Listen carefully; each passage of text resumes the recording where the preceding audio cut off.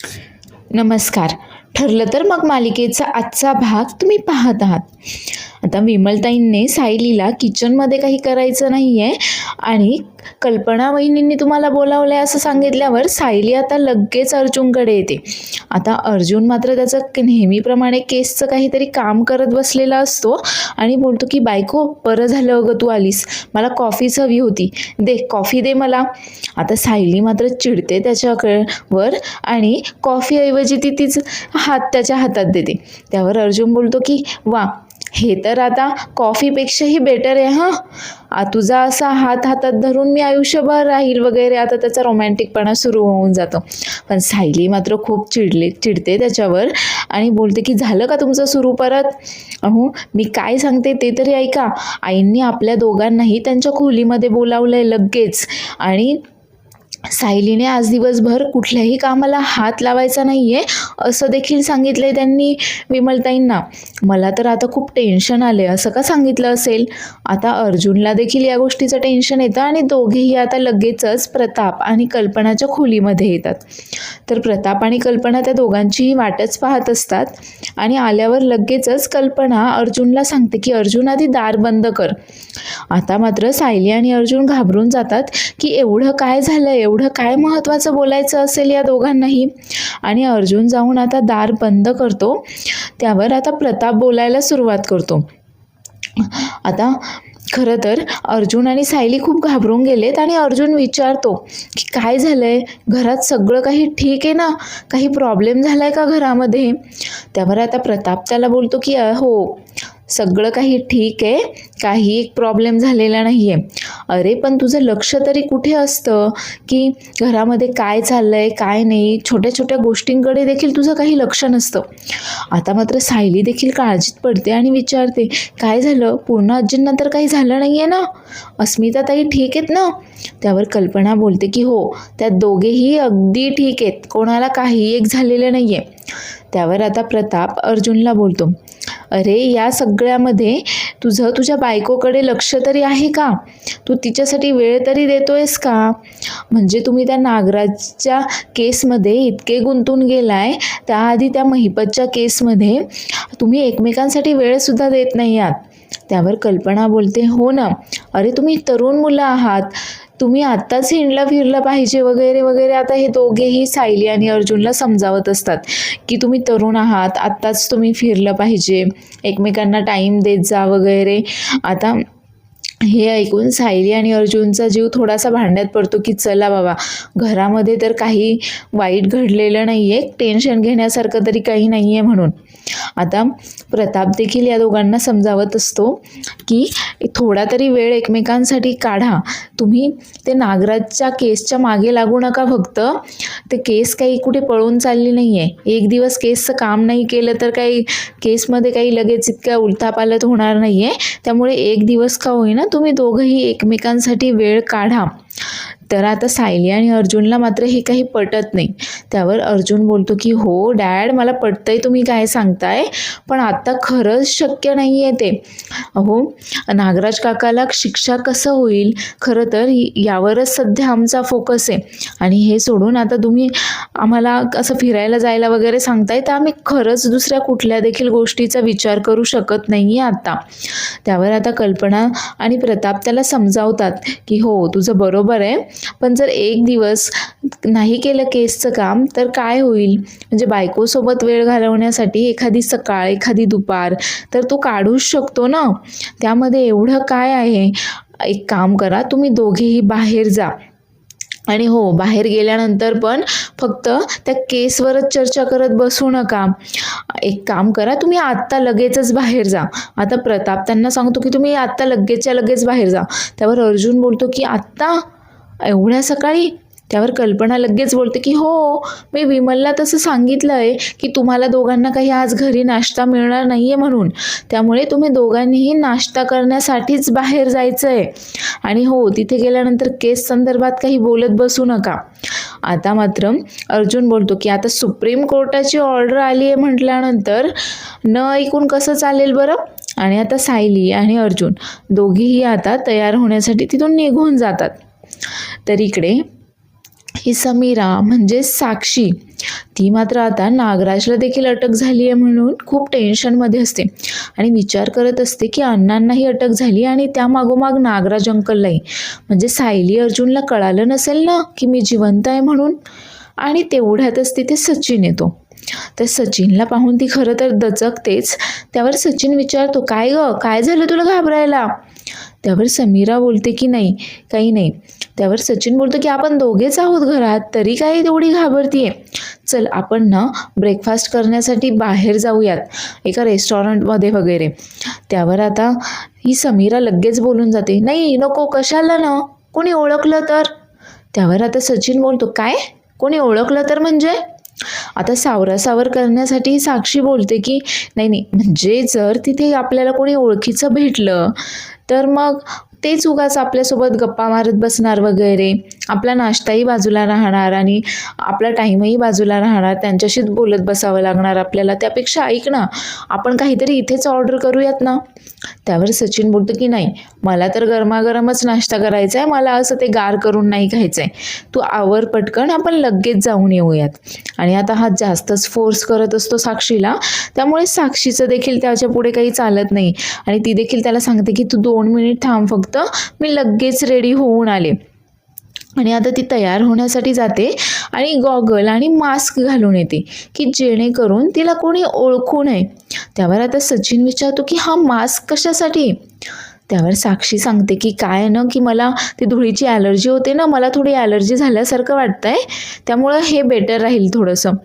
त्यामुळे आता समीरा पुढे होते तर हा सचिन विचार करत असतो की असं किती दिवस तू तुझी ओळख या मास्कच्या आड लपवणार आहेस अजून. आणि तोही आता तिच्यासोबत नाश्ता करण्यासाठी बाहेर जाण्यासाठी निघतो. तर इकडे अर्जुन तयार झालेला असतो आणि आता तो सायलीला आवाज देत असतो, बायको आवरलं की नाही तुझं? अगं मी तयार झालोय की माझा. आता तेवढ्यातच सायली देखील तयार होऊन येते आणि दोघेही आता एका रेस्टॉरंटमध्ये नाश्ता करण्यासाठी येतात.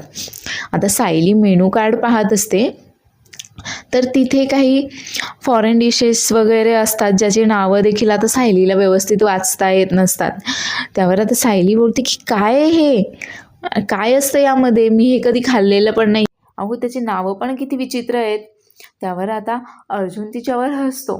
तेव्हा आता सायली चिडते त्याच्यावर आणि बोलते की तुम्ही असे का हसताय माझ्यावर? हा ठीक आहे ना, मला असे विदेशी भाषा जरी जमत नसली तरी आपली मातृभाषा मात्र मला तुमच्यापेक्षा खूप छान जमते, त्यात हसण्यासारखं इतकं काय झालंय बरं? त्यावर आता अर्जुन बोलतो की ठीक आहे, मीच ऑर्डर करतो आता. आणि आता अर्जुन आता मेनू कार्ड पाहत असतो. आता अर्जुनला मेनू कार्ड पाहून सायली लगेच बोलते, मग तर मी इडली सांबारच खाणार आहे. अर्जुन बोलतो, हो इडली सांबारच मागवणार आहोत आपण. आणि तुला असं कसं काय वाटलं की ज्या रेस्टॉरंटमध्ये तुझ्या आवडीचं काही मिळणार नाही, तू काही खात नाहीस, अशा रेस्टॉरंटमध्ये मी तुला घेऊन येईल म्हणून? तू थांब, मी ऑर्डर घेऊन येतो. आणि आता अर्जुन नाश्त्याची ऑर्डर घेऊन येतो. आता दोघेही मिळून मस्त नाश्ता करत असतात. त्यावर सायली त्याला सांगत असते की मी कुठेही गेले तरी माझी नाश्त्याची ऑर्डर मात्र फिक्स असते. जेव्हा आम्ही लहान होतो आश्रमामध्ये तेव्हा मधुभाऊ देखील आम्हाला असे 3-4 महिन्यातनं एकदा बाहेर खाण्यासाठी घेऊन जायचे. तेव्हा सगळे मुलं वेगवेगळं काहीतरी ऑर्डर करायचे, पण माझी ऑर्डर मात्र फिक्स असायची, इडली सांबार. आता अशाच गप्पा मारता मारता दोघांचा नाश्ता सुरू असतो आणि त्यांचा नाश्ता होतच आलेला असतो. तर तेवढ्यातच आता सचिन आणि ही समीरा म्हणजे साक्षी ते देखील त्याच रेस्टॉरंटमध्ये सायली अर्जुनच्या टेबलपासून थोड्याशा दूर अंतरावर तिथे त्याच रेस्टॉरंटमध्ये आलेले असतात. तर आता तिथे येऊन बसल्यानंतर सचिन तिला बोलतो की सॅम, अगं आता इथे धूळ पण नाही आहे, तो मास्क काढ ना तू, मला तुला पाहायचं आहे. आता मात्र ती नाईलाजाने तिचा गॉगल आणि मास्क मात्र काढते. तर तेवढ्यातच तो तिला विचारतो की काय ऑर्डर करायचं आहे. त्यावर साक्षी सांगते की तुला जे खायचं आहे ते काहीही चालेल मला. तर इकडे सायली अर्जुनचा देखील आता नाश्ता झाला आहे आणि आता दोघांनाही एक कॉफी प्यायची असते. त्यावर सायली बोलते की तुम्ही थांबा, मी घेऊन येते. त्यावर अर्जुन बोलतो की अगं घरी देखील तूच कॉफी देतेस ना मला, मग आता तूच थांब, मीच कॉफी घेऊन येतो. आणि आता तो देखील कॉफी घेण्यासाठी काउंटरच्या दिशेने जातो. पण तेवढ्यातच सायली त्याला आवाज देते आणि बोलते की माझा हा फोन आता अचानक बंद पडला आहे, याला थोडं चार्ज वगैरे होतोय का पहा इथे कॉफी पेईपर्यंत. आता अर्जुन तिचा फोन घेऊन काउंटरवर येतो. तर तिथे सचिन देखील आता त्याची ऑर्डर देत असतो आणि त्या दोघांच्या मध्ये एक कोणीतरी तिसरा माणूस देखील उभा असतो तिथे. आता खरं तर अर्जुनचं आजूबाजूला लक्षही नसतं. आता तो त्या काउंटरवाल्या माणसाला विचारत असतो की तुमच्याकडे चार्जर आहे का, मला कॉफी द्या म्हणून वगैरे. आता त्याचा आवाज ऐकूनच सचिन त्याला ओळखतो आणि लगेचच तिथून काढता पाय घेतो आणि तो लगेच इकडे समीराकडे येतो. तर आता त्या सचिनची ऑर्डर देखील आलेली असते, त्यामुळे तो काउंटरवर असलेला माणूस त्याला ओरडतो की सर तुमची ऑर्डर, अहो तुमची ऑर्डर तर घेऊन जा. सचिन मात्र साफ दुर्लक्ष करून आता इकडे लगेच तिथून पळ काढतोय. तर अर्जुन मात्र विचार करतो की हा माणूस ऑर्डर न घेताच का असा निघून गेला काउंटरवरनं घाईघाई. तर हा सचिन आता समीराकडे येतो आणि तिला बोलतो की चल चल आपल्याला लगेच इथून निघायला हवंय. त्यावर समीरा बोलते की काय झालं.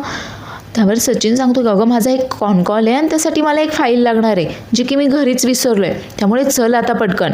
त्यावर समीरा बोलते की अरे पण आपला नाश्ता. त्यावर सचिन बोलतो की एक काम कर ना, ऑर्डर रेडी आहे, तू ते सगळं पॅक करून घेऊन ये, मी होतोच पुढे. आणि आता तोपर्यंत इकडे आता अर्जुन देखील त्यांची कॉफी वगैरे घेऊन सायलीकडे आलाय आणि दोघेही कॉफी पित असताना तेवढ्यातच अर्जुनला आता चैतन्याचा फोन येतो आणि चैतन्य अर्जुनला सांगत असतो की अर्जुनचे कोणीतरी क्लायंट आहेत, ते आलेत आणि थोडी इमर्जन्सी आहे, त्यामुळे अर्जुनला लगेच ऑफिसला यावं लागेल.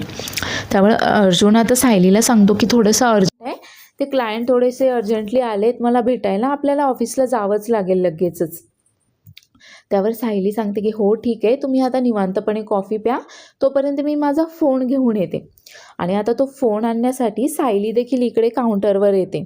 तर त्याच वेळेस नेमकं आता समीरा म्हणजे साक्षी देखील तिचं ते पार्सल घेण्यासाठी काउंटरवर आलेली असते. आता दोघीही नेमकं एकाच वेळेला तिथून निघणार, तेवढ्यातच दोघींचीही टक्कर होते आणि समीराच्या हातातलं ते पार्सल खाली पडतं. आता सायली लगेच बोलते माफ करा हं, आणि समोर पाहते तर काय, साक्षी तिच्या समोर असते. आता साक्षी देखील समोर सायलीला पाहून खूप जास्त घाबरवून जाते आणि पटकन तो मास्क लावते आणि तिचं ते पार्सल उचलून तिथून काढता पाय घेते. आता सायलीच्या लक्षात येतं की ही तर साक्षीचे. आता सायली तिला थांबवायचा प्रयत्न करते, पण तोपर्यंत साक्षी मात्र तिथून निघून जाते. आता सायली लगेच अर्जुनला आवाज देते, अहो इकडे या, अहो इकडे या. त्यावर अर्जुन देखील लगेचच सायलीच्या दिशेने पळत जातो. आता सायली सांगते की मी आता इथे साक्षीला पाहिलं. त्यावर अर्जुन बोलतो साक्षी. त्यावर सायली बोलते हो साक्षी शिखरे, ती होती आत्ता इथे माझ्यासमोर, चला पटकन, ती आत्ताच बाहेर गेली आहे. त्यावर आता अर्जुनला देखील यावर विश्वास बसत नाही, पण तरी देखील तो आता सायलीबरोबर साक्षीला पाहण्यासाठी दोघेही आता लगेचच रेस्टॉरंटमधनं बाहेर पडतात. पण आता ते बाहेर येईपर्यंत साक्षी मात्र तिची गाडी घेऊन तिथून निघून गेलेली असते. त्यावर अर्जुन बोलतो की कुठे अगं, इथे तर देखील नाही आहे. त्यावर सायली बोलते की अहो मी तुम्हाला खरं सांगते, इथेच होती ती साक्षी, मी साक्षीलाच पाहिलं, तिचे तेच डोळे, तोच चेहरा, तीच होती. म्हणजे तिचा चेहरा फारसा व्यवस्थित पाहता नाही आला मला, पण तिचे डोळे मात्र मी ओळखले, ती साक्षीच होती. त्यावर अर्जुन बोलतो की अगं फक्त डोळ्यांवरनं कसं काय तू तिला ओळखू शकतेस, अगं तिच्यासारखे दुसरं कुठल्या मुलीचे डोळे असतील, तू दुसरं कुणाला तरी पाहिलं असेल ना, आणि तूच म्हणतेस ना की तू तिचा चेहरा देखील व्यवस्थित पाहिला नाही आहे म्हणून. त्यावर सायली बोलते की हो, पण तिचेच डोळे होते ते, अहो ती साक्षीच होती. त्यावर अर्जुन बोलतो की पण ते कसं शक्य आहे, अगं ती तर जेलमध्येच तिचा मर्डर झाला, त्यावर महिपतने तिचे अंतिम संस्कार देखील केले होते आणि ती परत कशी काय जिवंत होऊन इथे येऊ शकते. त्यावर सायली आता अर्जुनला पटवून देण्याचा प्रयत्न करत असते की ती खोटं बोलत नाही आहे, तिने ज्या मुलीला पाहिलं ती साक्षीच होती. पण अर्जुनचा मात्र आता या सगळ्यावर काही विश्वास बसत नाही. आणि त्यांना तिथे बाहेर आल्यानंतर साक्षी देखील कुठे दिसलेली नसते. त्यामुळे ते दोघेही आता पटकन तिथून निघायचं ठरवतात. पण सायलीचं मन मात्र काही ऐकत नसतं, कारण तिला खात्री असते की तिने जिला पाहिलंय ती साक्षीच आहे म्हणून. तर साक्षी आता गाडी घेऊन तिथून बाहेर पडलेली असते आणि कुठेतरी रस्त्यालाच ती थांबते. त्यावर आता सचिन विचार करत असतो की ही अशी का थांबली इथे मध्येच रस्त्यामध्ये. आता तो गाडीतून उतरतो आणि तिच्या साईडला जाऊन तिला बोलतो की सॅम. आता खरं तर या सॅमचं काही त्याच्याकडे लक्षही नसतं. तो परत एकदा आवाज देतो आणि गाडीची काच वाजवतो. तर या सॅमला मात्र तेच आठवत असतं की तिला आता साक्षी म्हणून तिला सायलीने ओळखलेलं आहे. सायलीने आता तिला पाहिलं आहे आणि सायलीला कळालं आहे की ही जिवंत आहे म्हणून. आता हिचं देखील काही खरं नाही, ही देखील आता महिपत आणि नागराज जेलमध्ये जाणार वगैरे. आता सचिन मात्र काच वाजवतो आणि बोलतो की अगं काय झालं, इथे का थांबली आहेस, चल ना घरी जायचं आपल्याला. त्यावर ती बोलते की ऐक ना, माझं एक काम आहे, मी तेवढं काम करते आणि मग येते घरी, तू हो पुढे. आणि त्याला काहीही न सांगता आता साक्षी तिथून निघून जाते. आता ती निघून गेल्यानंतर सचिन मात्र विचार करत असतो की ही अशी का निघून गेली आणि एवढी का घाबरली होती.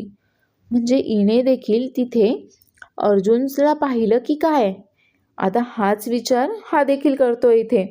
तर इकडे सुभेदारांच्या घरामध्ये तन्वी आता मध्ये येऊन आता अंदाज घेत असते इकडे कोणी दिसत का नाहीये. पण तिला हॉलमध्ये मात्र सायली, अर्जुन किंवा बाकीजण देखील दिसत नाही. आणि तेवढ्यातच विमलताई तिथे येतात.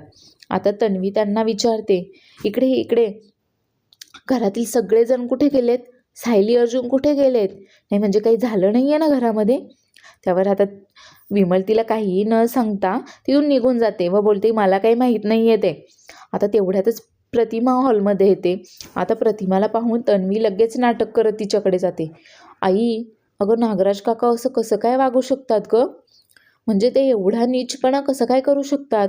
म्हणजे घरामध्ये त्यांच्या अशा वागण्यावरून तर कधी आपल्याला संशय देखील आला नाही की ते असं काही करू शकतात म्हणून. मला देखील या सगळ्याचा खूप धक्काच बसलाय. आता ती हे सगळं काही प्रतिमासोबत बोलत असतानाच रविराज देखील तिथे येतो. आता रविराज डायनिंग टेबलवर जाऊन बसतो आणि प्रतिमा देखील सांगतो की अगं बस इथे. आता त्याच्या सांगण्यावरून प्रतिमा देखील डायनिंग टेबलवर येऊन बसते. त्यावर आता रविराज बोलतो, अगं हिचं काय ऐकतेस तू, नाहीतरी हिचं आणि नागराजचं चांगलं जमायचं नाही का, कारण ही पण त्याच्यासारखीच खोटारडी आहे. तोही एवढे वर्ष नाटकच करत होता आणि ही देखील नाटकच तर करते. आणि तेवढ्यातच आता तन्वीचा फोन वाजतो. खरं तर साक्षी तिला फोन करत असते, त्यामुळे ती लगेच तिथून काढता पाय घेते फोनवर बोलण्यासाठी. आणि कल्पना तिथे येते दुधाचा ग्लास घेऊन. त्यावर प्रतिमा विचारते, काय गं अस्मिता, दूध पिली ना. त्यावर कल्पना सांगते, हो दूध पिलंय तिने, पण खरं तर सचिनच्या अशा वागण्यामुळे ना खूप दुखावली गेली आहे ती. त्यावर आता सर्वच जण अस्मिताविषयी चर्चा करत असतात आणि तेवढ्यातच सायली देखील तिथे येते. पण खरं तर सायलीचं कशामध्येच लक्ष नसतं. ती अजूनही तोच विचार करत असते की तिने ज्या मुलीला पाहिलंय ती मात्र साक्षीच आहे. आता सायली तिथे आल्यावर कल्पना तिला आवाज देते, पण सायली मात्र काही त्यांच्याकडे लक्षच नसतं. त्यावर आता कल्पना बोलते, सायली अगं तुझं लक्ष कुठे आहे. तितक्यातच तिला चिडवायला रविराज बोलतो, अगं आता ती अर्जुनसोबत बाहेर गेली होती म्हटल्यानंतर तिचं लक्ष कसं असेल बरं. आता कल्पना विचारते, अगं पण अर्जुन कुठे आहे.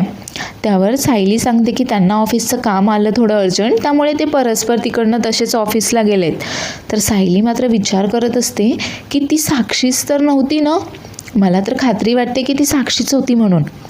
तर पुढील भागामध्ये आपण पाहणार आहोत की आता साक्षी देखील खूप जास्त घाबरली आहे आणि आता तिने तन्वीला फोन करून भेटायला बोलवलंय.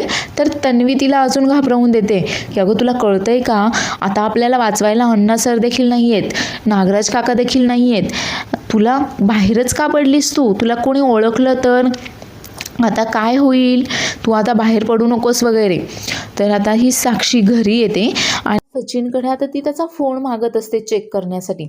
त्यावर तो बोलतो, अगं तुला काय वेडबीड त्यावर आता ही मात्र जास्तच आक्रमक होते आणि त्याला बोलते की हो, वेडच लागलंय मला. आणि ती आता रागानेच सचिनवर सुरा उगारते आणि बोलते की वेडच लागलंय मला, दूर हो माझ्यापासून, निघ इथून, मी कोणाचा देखील मर्डर करू शकते, कळतंय का तुला. त्यामुळे आता हा सचिन देखील जाम घाबरून जातो तिला. तर सायली इकडे किचनमध्ये काम करत असताना तिच्या हाताला थोडंसं भाजतं. त्यामुळे आता घरामध्ये सगळ्याच स्त्रिया तिथे, पण प्रतिमा मात्र लगेच धावत पळत येते आणि सायलीच्या हाताला मलम लावून देत असते आणि बोलते की अगं, गॅसजवळ काम करताना लक्ष ठेवायचं असतं तन्वी. चॅनेलला लाईक, शेअर आणि धन्यवाद.